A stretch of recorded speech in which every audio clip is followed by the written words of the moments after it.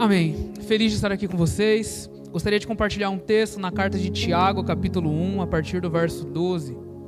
Tiago, capítulo 1, a partir do verso 12.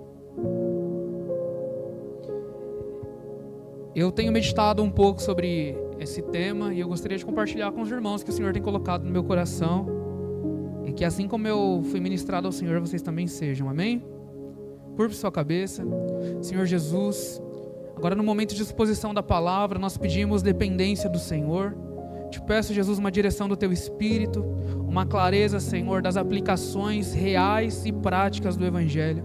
Nós queremos entender as filosofias, nós queremos entender muitas coisas que dedicam tempo, estudo, conhecimento, mas nada disso sem um coração disposto a praticar agrada ao Teu coração. Assim como Tiago nos ensina a sermos praticantes, sermos operosos praticantes, não negligentes ouvintes, nós queremos sair daqui praticando a Tua verdade, crendo que o Evangelho continua sendo o poder de Deus para a salvação, crendo que o Evangelho continua sendo o nosso alimento diário, crendo que a boa nova alcança o nosso coração todos os dias. Então, nós te pedimos, Senhor, traz uma aplicação individual ao meu coração, traz uma aplicação à igreja, a cada um de nós. Fale conosco, Jesus. Sem o Senhor, nada nós podemos fazer, e cremos que o Senhor está aqui, e cremos que é em Teu nome, Pai. Amém. Amém. O tema dessa ministração se chama A Isca do Pecado. A carta de Tiago é uma carta muito prática sobre o Evangelho. É uma carta que vai te levar a viver o Evangelho de forma muito prática. Então, Tiago, irmão de Jesus, e no versículo 1 ele se chama de servo, eu acho que isso é incrível. Tiago podendo reivindicar um dos maiores títulos: eu sou brother de Jesus. Brother, irmão em inglês, tá bom? Eu sou irmão de Jesus chegado, crescemos juntos. Tiago era irmão de Jesus, o 100% homem, mas agora o 100% Deus, Tiago era servo. Então Tiago começa dizendo, no verso 1, que ele era servo de Deus e do Senhor Jesus Cristo. Então Tiago vai trazer essa exortação à igreja, amém? O tema é a isca do pecado, a partir do verso 12. Diz assim: todos encontraram? Amém? Dá uma boa noite para o irmão do seu lado. Dá uma boa noite.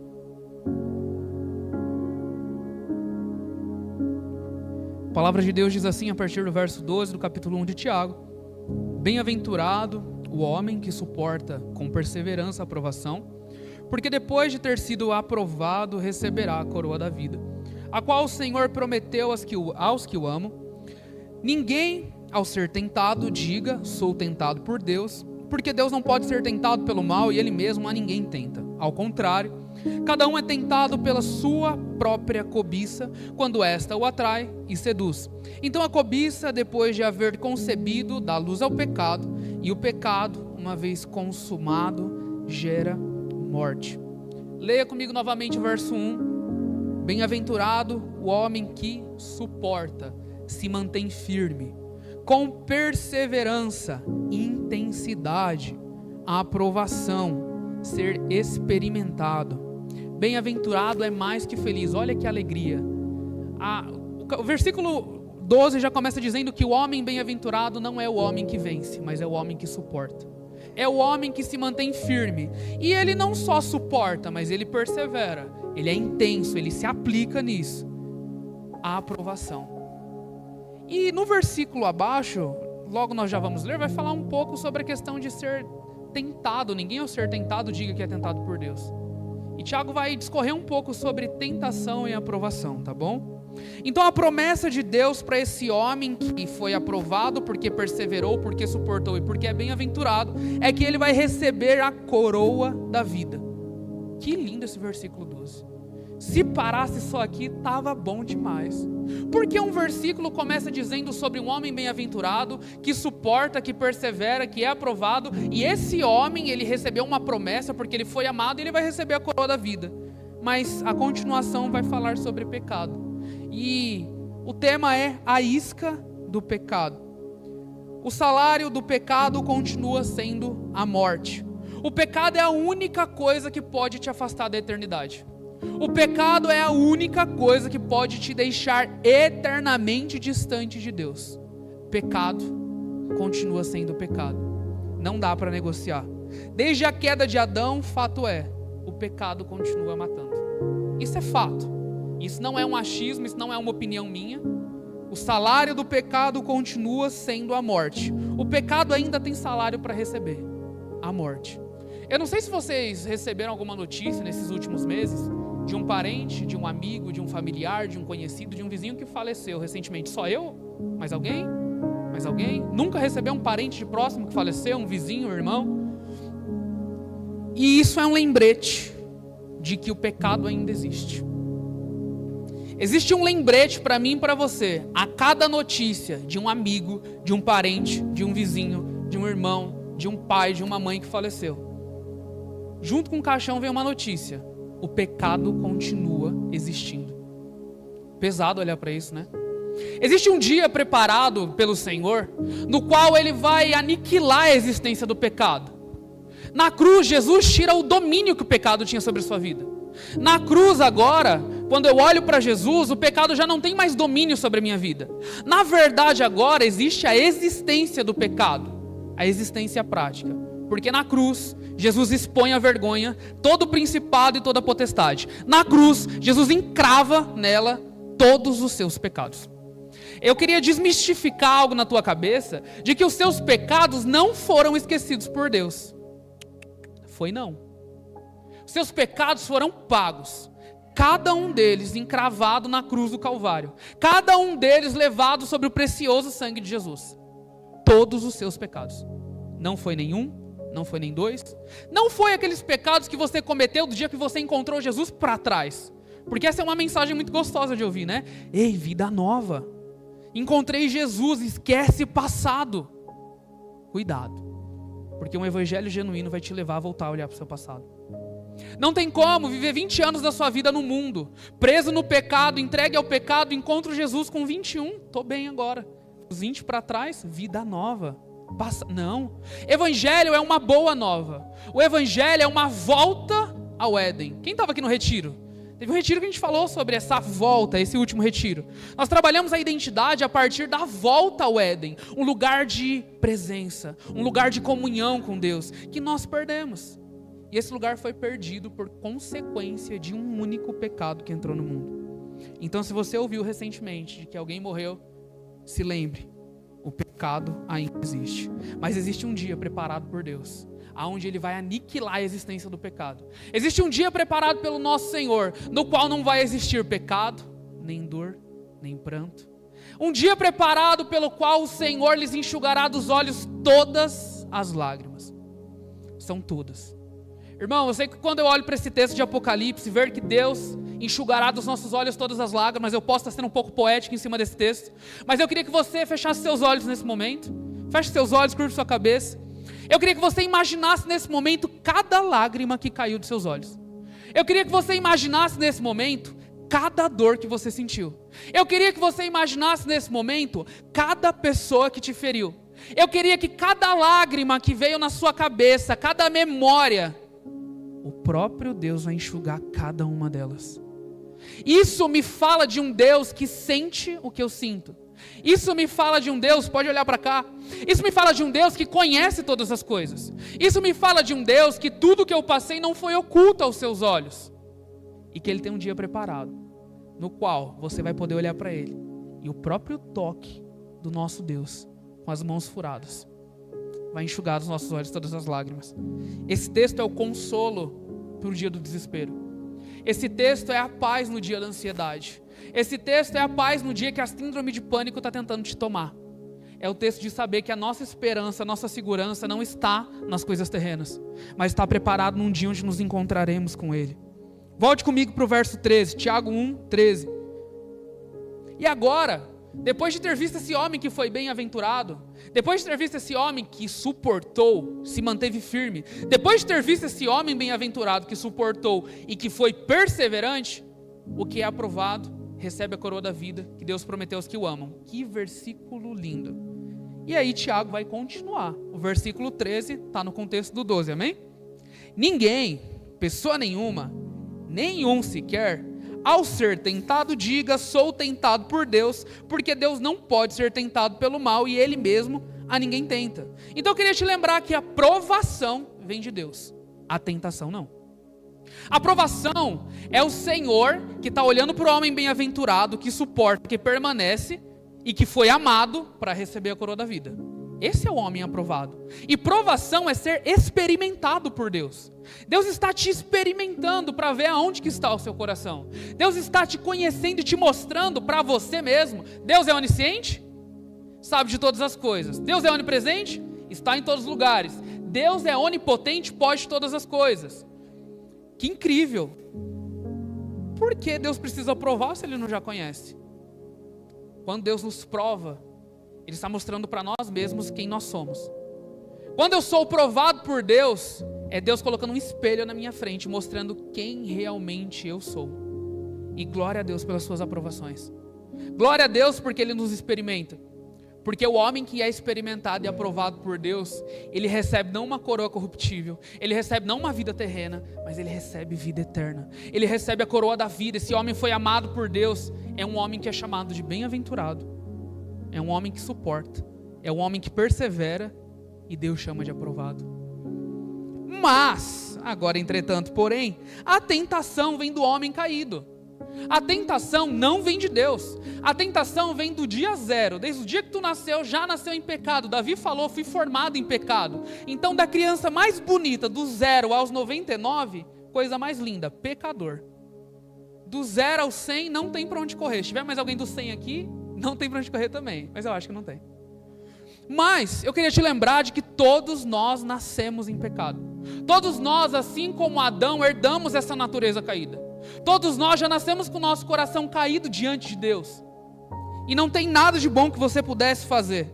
Então essa tentação aí vem do seu próprio coração. E eu quero te perguntar, cadê o diabo nessa história, gente? Tiago falou desse homem bem-aventurado, perseverante, que permanece, que é aprovado, que recebe a coroa da vida, que foi amado por Deus. E agora ele vai falar de tentação e ele não cita o nome do diabo. Então não tem como atribuir ao diabo aquilo que é do teu próprio coração caído. Será que a gente não está botando a culpa no diabo em coisas que é do nosso coração caído? Será que hoje, quando Deus está nos provando, nos mostrando quem nós realmente somos, nós conseguimos olhar para Deus e falar assim, Senhor, eu sou isso mesmo. Cuidado, se você se incomoda que falem mal de você, vigia, você é bem pior que isso. Você sabe coisas podres sobre você que o outro está falando não sabe não. Gente, eu adoro quando falam mal de mim. Eu falo que vocês não me chamaram para conversa. Porque no dia que eu contar para vocês quem eu sou de verdade, vocês não têm noção. Você é bem pior do que você imagina. Nada do que você pudesse fazer te levaria para um lugar de completude em Deus. Nada do que você pudesse fazer te levaria ao acesso da porta da graça. Mas agora, o homem que é aprovado por Deus, esse recebe a coroa da vida. Esse foi amado e esse persevera. Então aqueles que são aprovados por Deus, esses recebem a coroa da vida. Então a aprovação de Deus é Ele mostrando o que realmente tem no seu coração.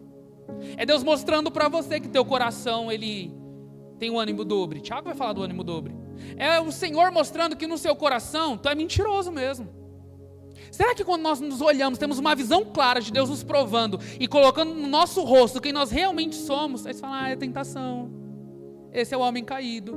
Mas a aprovação de Deus tem um objetivo, te aprovar. Quando o Senhor te prova, não é Deus te trazendo um Enem falando assim, te vira agora. É o Senhor te levando para um lugar onde Ele quer que você seja aprovado. Deus quer te aprovar, mas para Ele te aprovar, Ele tem que te experimentar. E Deus vai te experimentar como? No dia a dia. Deus vai te experimentar como? Por exemplo, você mentia. Agora aquele que minta, não minta mais. Certo? Deus vai te dar muita oportunidade de você ser provado e experimentado. Diante de oportunidade de mentir, você tem que falar a verdade. Ainda que isso custe alguma coisa. Ainda que isso custe o seu trabalho. Ainda que isso custe a sua reputação. A proposta de Deus em te provar é te aprovar. O Senhor quer te aprovar. O Senhor tem um lugar preparado que é para você receber a coroa da vida. E a coroa da vida não é para qualquer um, não. A coroa da vida é para quem foi amado. Assim como a gente leu no versículo 12. Então, existe um objetivo: revelar quem nós realmente somos. Então, quem aqui já descobriu através de uma aprovação de Deus que era imoral? Já descobriu através da aprovação de Deus que era mentiroso? Já descobriu através de uma aprovação de Deus que você era maldizente mesmo, que você era murmurador? Será que não era Deus te provando e te mostrando que você precisa melhorar nessa área? O pai corrige ao filho que ama. Então quando Deus te prova, te experimenta e você é reprovado, Ele quer que você seja aprovado de novo.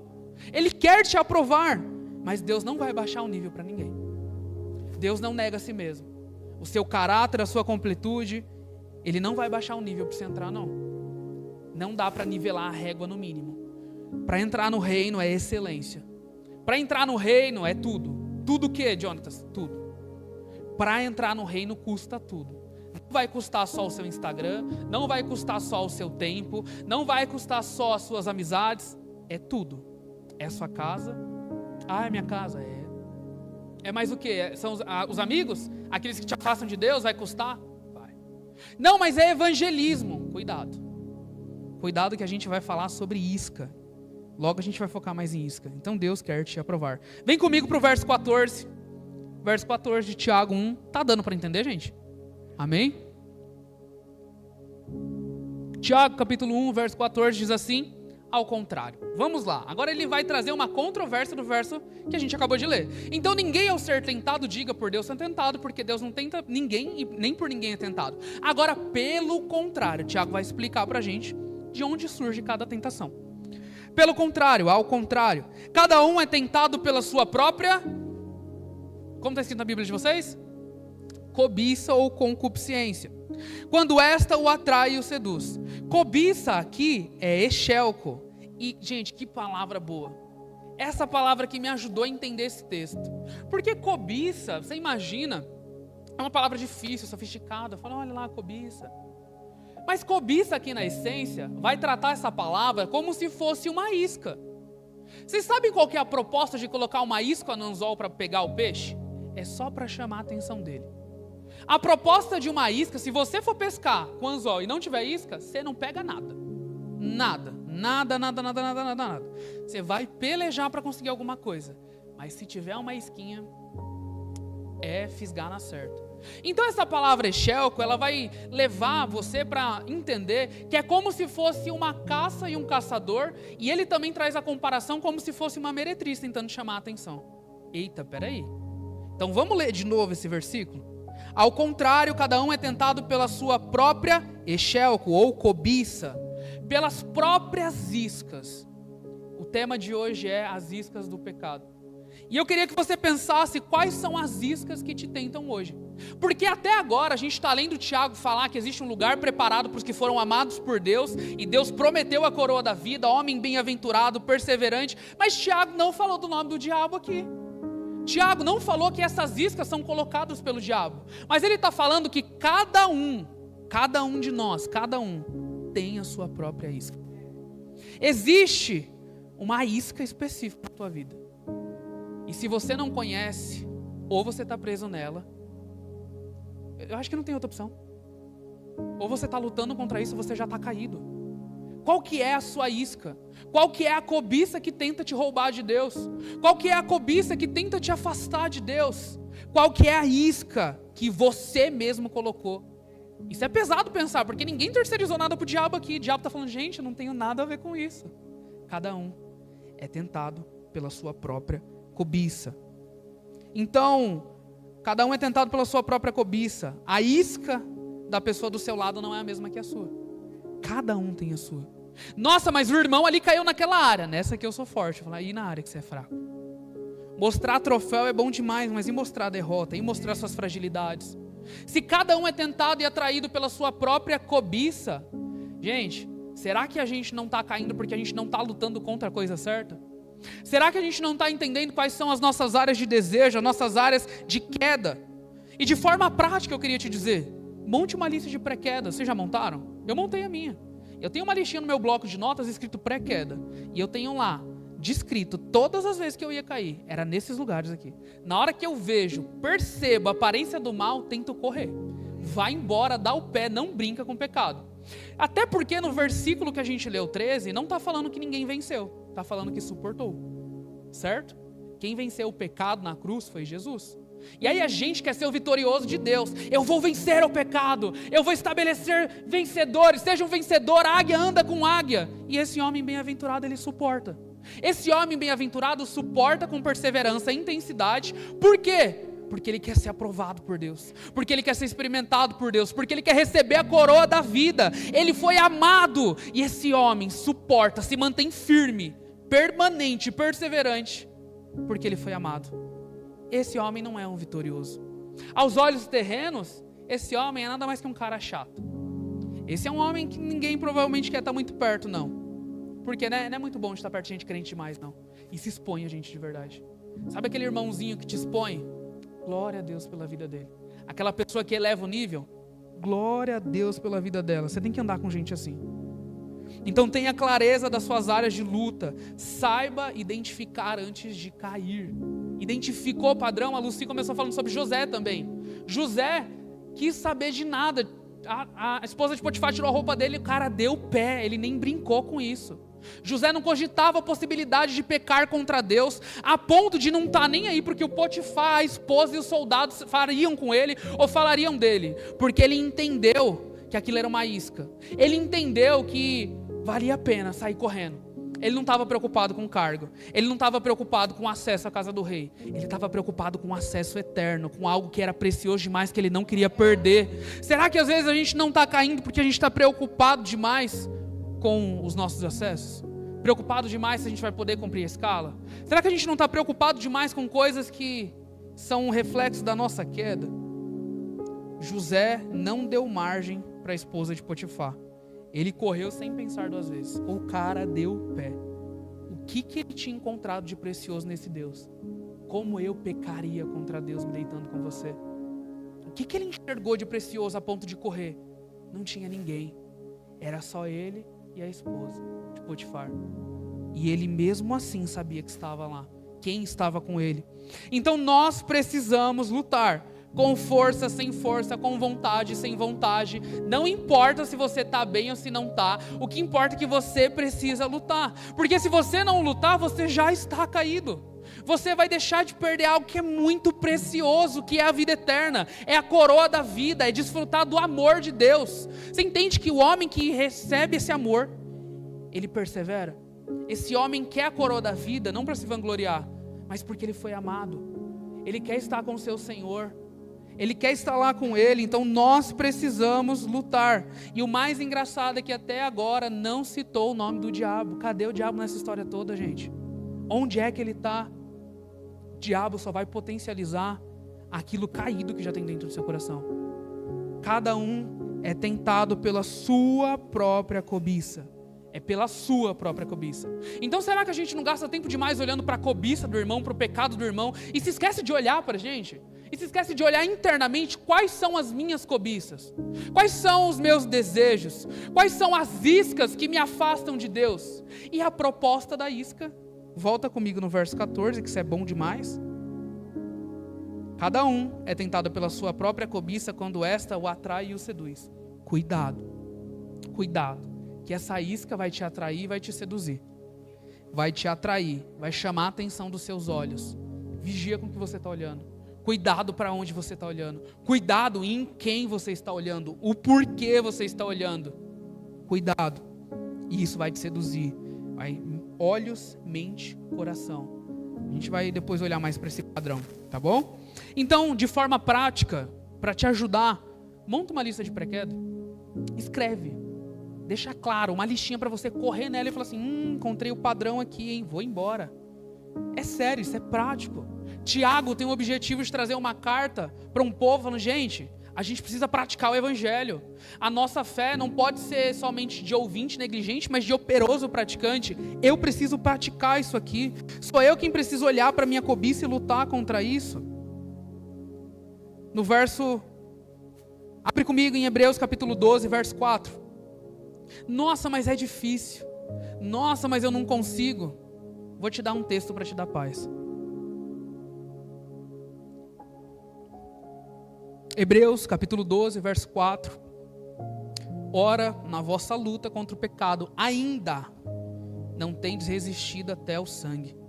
Ou, em outras versões, até o ponto de derramar o próprio sangue.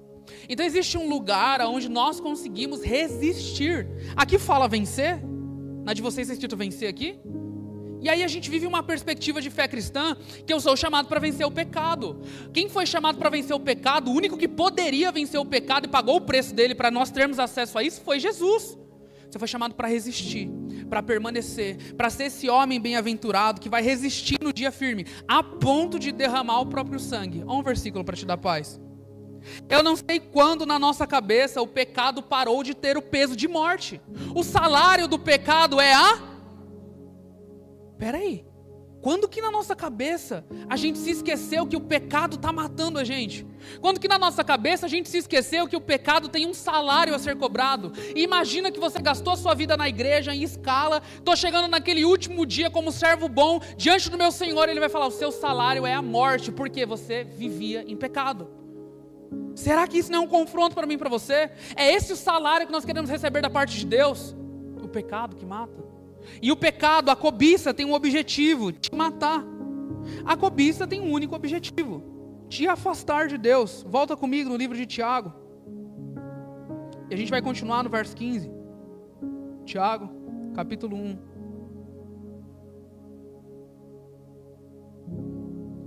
Então agora fui tentado pela minha própria cobiça. Amém? Quando esta o atrai e o seduz. Então, agora vamos ver o resultado da cobiça. Vou dar uma fisgadinha. Você acha que o peixe vai intencionalmente lá na isca? Que coisa boa. Ele fica por volta. A isca primeiro muda o ambiente. A isca primeiro tem cheiro de isca. A isca primeiro vai, atrair e seduzir. Vamos ver o que acontece quando tu é fisgado por essa isca.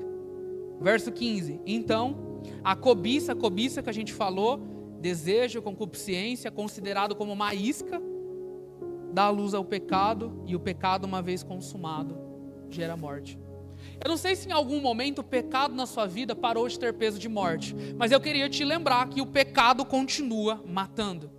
O pecado é o que vai afastar um povo da eternidade com o seu próprio Deus. Quando nós não entregamos tudo para o Senhor, quando nós nos entregamos por completo, nós estamos escolhendo fazer por metade, só um pouquinho, vou entregar só um pouquinho, no discipulado eu vou falar só um pouquinho. Não preciso entregar tudo, porque Deus conhece o meu coração. O Deus que conhece o seu coração diz que o salário do pecado é a morte, e Ele vai cobrar. Foi cobrado em Cristo Jesus esse salário. Deus não poupou o seu próprio filho, vai poupar você, o queridinho de Jesus. Não vai poupar. Deus não volta atrás. Deus não vai abaixar a régua para você entrar no reino dos céus. Então pecado ainda é pecado. O pecado continua gerando morte. Que desesperador é olhar para isso. Mas vamos ver um texto que nos dá paz. Gálatas capítulo 5, verso 16 ao 17. Gálatas capítulo 5, do verso 16 ao verso 17.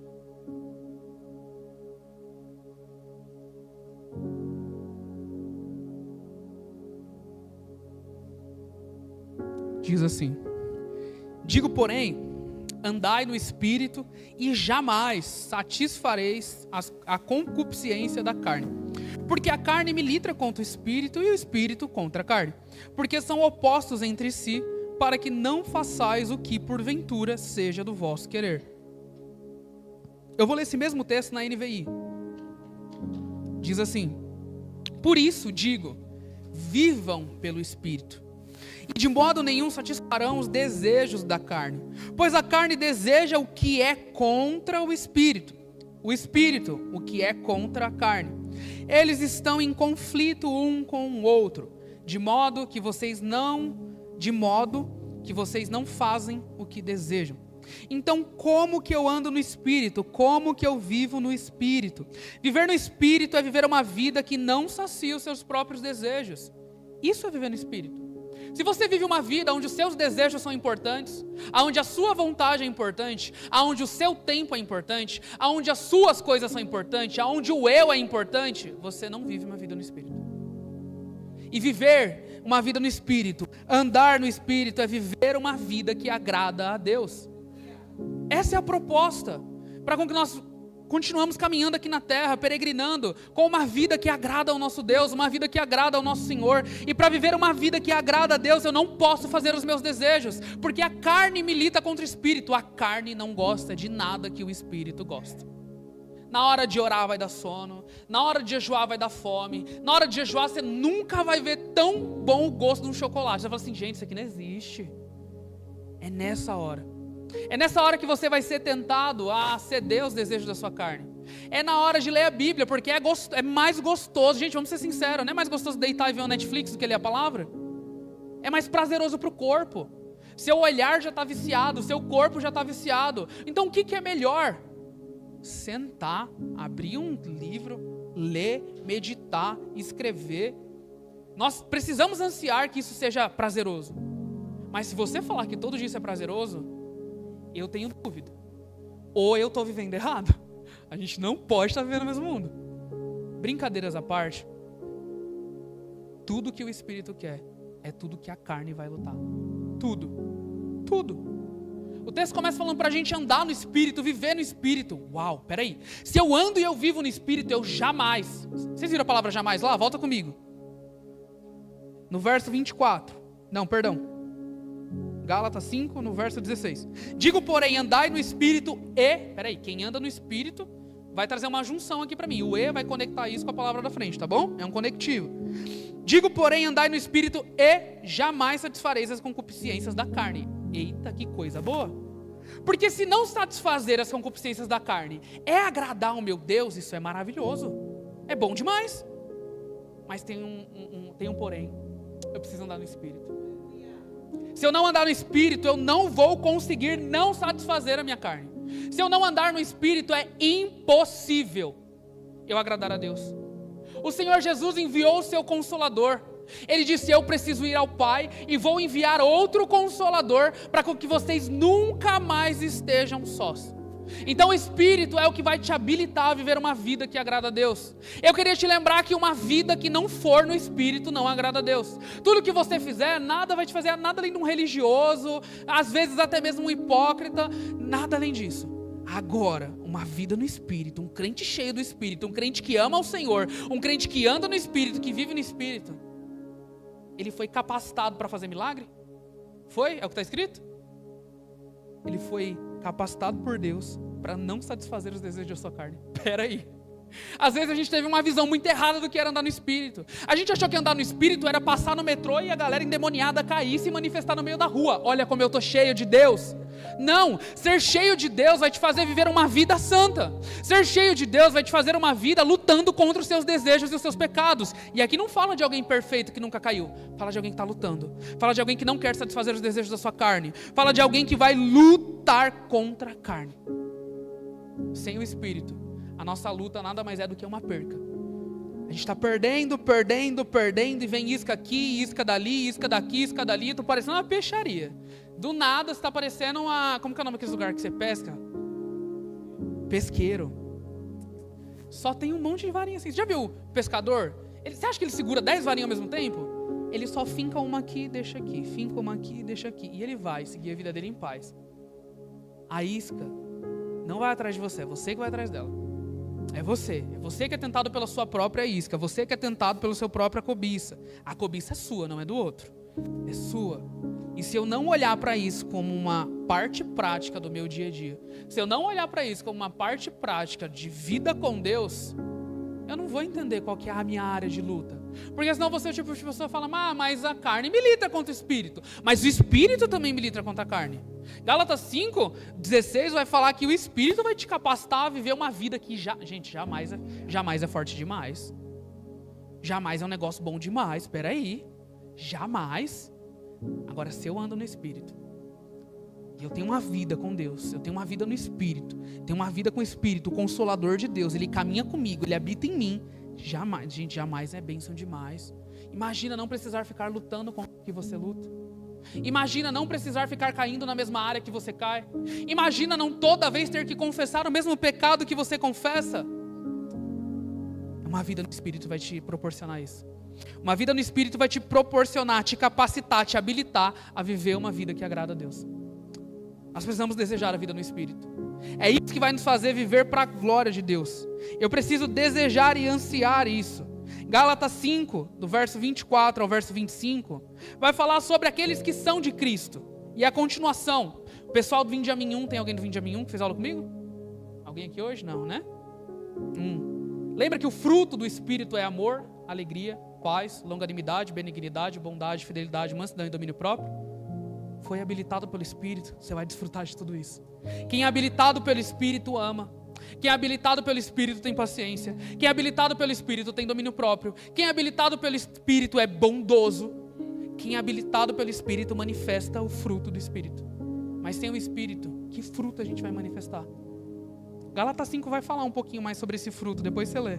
O fruto da carne.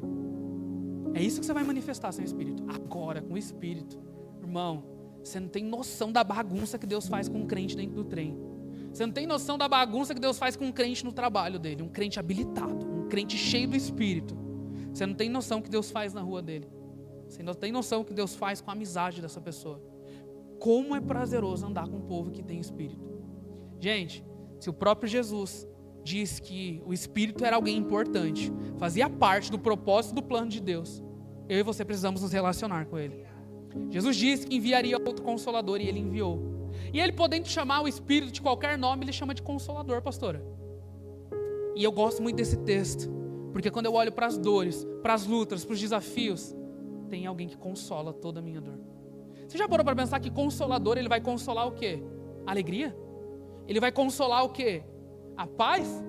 Ele vai consolar toda a dor que você sentir.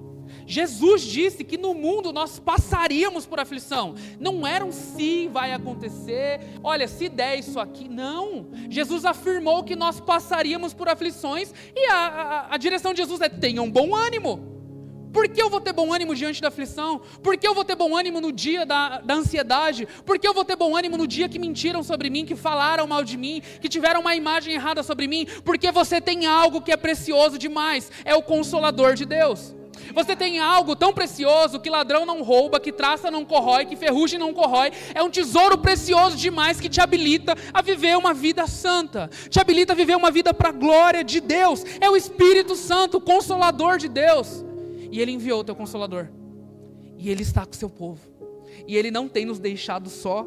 E está conosco até a consumação dos séculos. E a pergunta que fica para mim e para você é: será que a nossa vida agrada a Deus? Será que a forma como andamos, a forma como vivemos tem agradado a Deus? Se a resposta for sim, não é uma capacidade tua.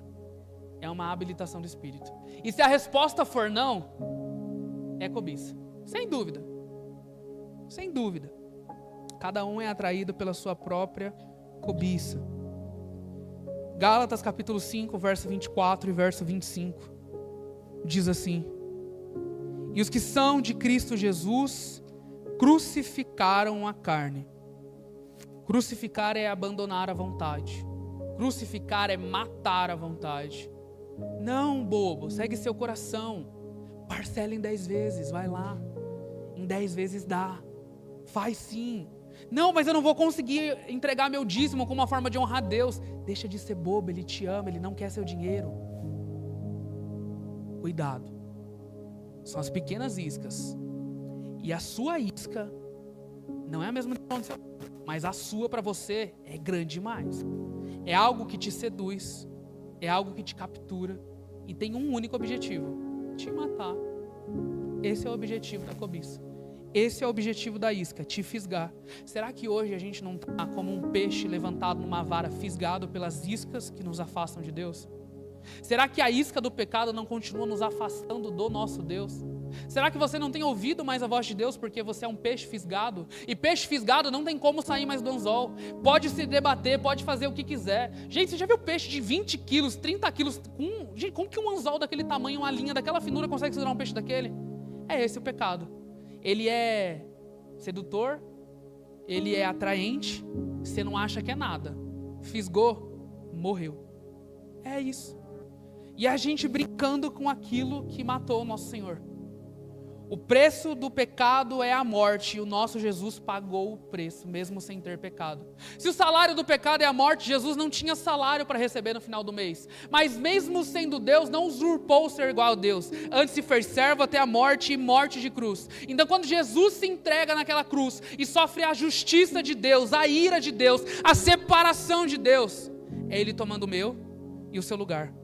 É Jesus pegando a nossa isca, aquilo que mataria cada um de nós. É Jesus pegando aquilo que tinha poder sobre a sua vida e tirando. Jesus sofreu o peso da ira santa de Deus. E nos deu acesso agora ao Pai. E nos deu acesso agora à coroa da vida. E nos deu acesso agora a uma promessa para os que foram amados. Você foi amado por Deus. Existe uma promessa de Deus para você. Existe uma coroa da vida preparada para você. Existe uma aprovação, um experimento da parte de Deus, de te experimentar, para te aprovar, para te chamar de bem-aventurado, mais que feliz por suportar, mais que feliz por lutar, mais que feliz por perseverar. E não fala que a gente é vencedor aqui. Me venderam, falaram um negócio errado aqui para mim. Eu queria te lembrar que não existe cobiça que o amor de Deus não possa tirar da sua vida. Pode ser uma luta constante, mas se você foi habilitado pelo Espírito, você vai poder vencer isso. Eu não sei qual é o pecado que tem te roubado, eu não sei qual é a mentira que te venderam, mas quando a verdade é exposta, todas as mentiras caem. Quando o Espírito Santo está presente, não tem amor terreno que supere o amor eterno de Deus. Em Romanos 5 diz que o amor de Deus é derramado nos nossos corações pelo Espírito de Deus. Então, crendo que o Espírito de Deus está aqui na noite de hoje, eu acredito que existe uma porção do amor de Deus sendo derramada sobre a sua vida. E o amor de Deus que é derramado sobre a sua vida é para te lembrar de uma promessa. E não é uma promessa terrena que vai dar tudo certo aqui. É uma promessa que tem um lugar preparado para você. É uma promessa onde não vai existir pecado, nem dor, nem pranto, nem mentira. Porque lá nós seremos o seu povo e Ele será o nosso Deus. A maior promessa do Evangelho não é paz na terra, até porque no mundo nós vamos passar por aflições. A maior promessa é que Deus se esvaziou de si e veio nos resgatar e tem preparado um lugar para nós e deixou o seu Consolador como penhor. Peraí, o Espírito Santo me habilita a viver uma vida santa para a glória de Deus. Com qual objetivo Jesus enviou Ele? Para te lembrar que Ele vai voltar, para te lembrar que o Espírito Santo de Deus, Ele é o penhor, Ele é o algo precioso da parte de Deus, que Ele deixou em você, para te lembrar: viva uma vida no Espírito, porque eu vou voltar, e eu vou te levar para mim, e você vai ser meu, e eu vou ser o seu Deus, e você vai poder me olhar assim como eu te olho, e você vai me conhecer assim como eu te conheço. A maior promessa do Evangelho não é que vai dar certo aqui na terra. Se te venderam isso, me perdoa. Se te venderam isso, está errado, porque não é dar certo aqui. Quantos homens de Deus nós não vimos morrer? Quantos homens de Deus nós não vimos perder? E esses ganharam. A lógica do reino dos céus é diferente. A forma de entender o reino dos céus é diferente demais. As nossas raízes não estão na terra, não. Nós somos a árvore ao contrário, as nossas raízes estão no céu. Um lugar que Deus tem preparado para nós, um lugar que Deus tem preparado para o seu povo. E existe uma mesa com uma cadeira esperando você lá. A proposta de Deus é que você faça parte da ceia. A proposta de Deus é que você seja arrebatado com Ele, encontre com Ele nos ares. A proposta de Deus é que você seja um filho amado de Deus. A proposta de Deus é olhar para você e falar assim: eu quero te aprovar. A proposta de Deus é um dia olhar nos seus olhos e te dizer: servo bom e fiel.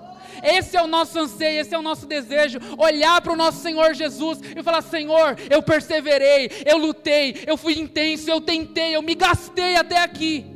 E ouvir dele que nós somos servos bons e fiéis. Servo bom fez o que devia ser feito. Fiel não se vendeu. Quem já foi comprado, irmão, não se vende. Quem já foi comprado tem um dono. Nós somos escravos de orelha furada que escolhemos permanecer. Nós somos escravos de orelha furada que foram encontrados por esse amor eterno que nos encontra.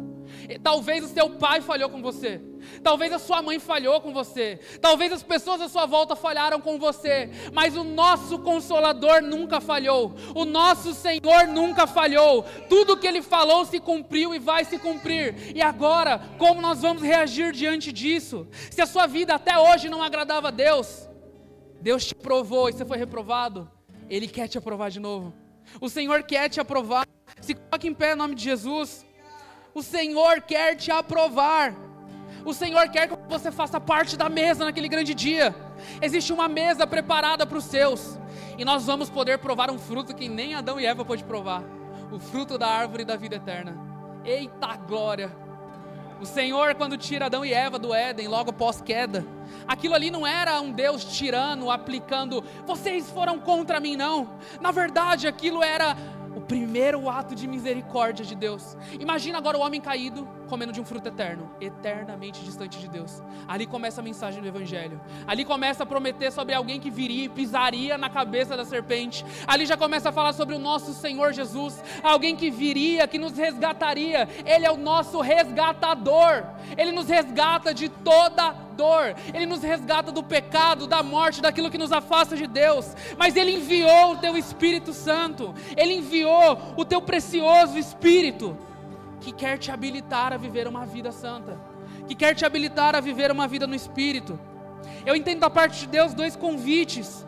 O primeiro é você que em algum momento entregou as suas vontades, começou a andar no Espírito, mas se perdeu. Você pode falar assim: Senhor, eu entendi o Evangelho, mas no meio do caminho eu me perdi.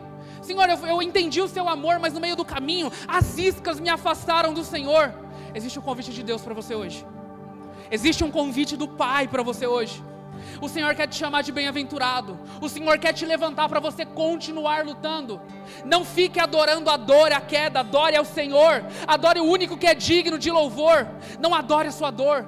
Não adore ao luto. Não adore as coisas terrenas. Adore ao único que é digno de adoração, que é o Senhor Jesus.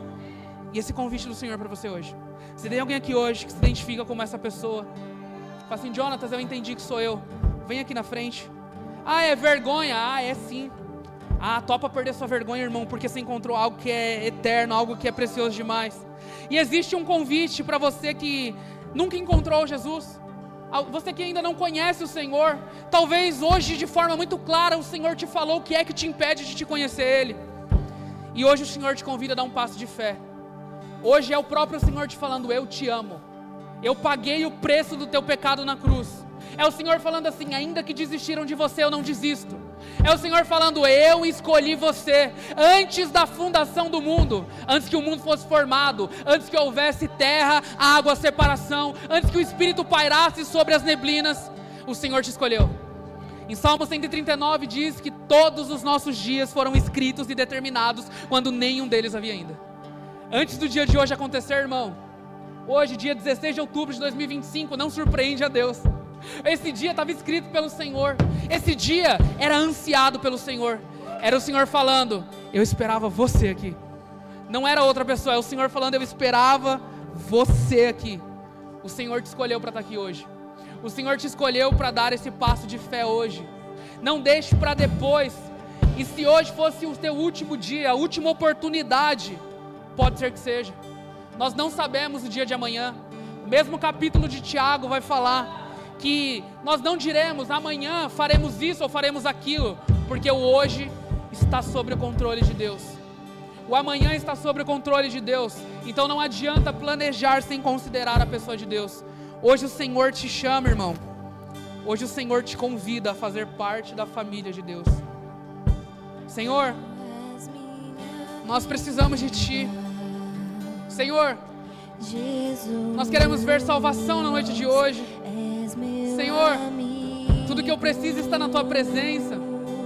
Não há nada, Jesus, que se compare a isso. Senhor, como eu preciso do Teu Espírito me auxiliando. Senhor, me habilita a viver uma vida no Espírito. E aí sim nós venceremos os nossos desejos, as nossas concupiscências. Senhor, sem o Senhor nada nós podemos fazer, Jesus. Não há nada que nós podemos fazer sem o Senhor. Senhor, nós estamos perdidos sem o Senhor. Nos alinha nesta noite. Prepara esse ambiente, Jesus. Cumpre a Tua vontade, Senhor. Para ser o que queres de mim. E a Tua presença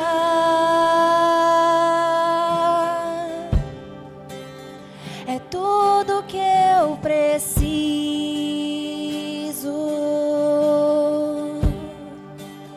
E a Tua presença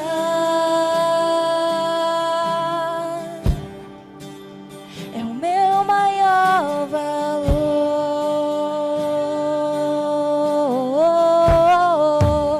Atrai o meu coração, atrai o meu coração. és tudo que eu quero.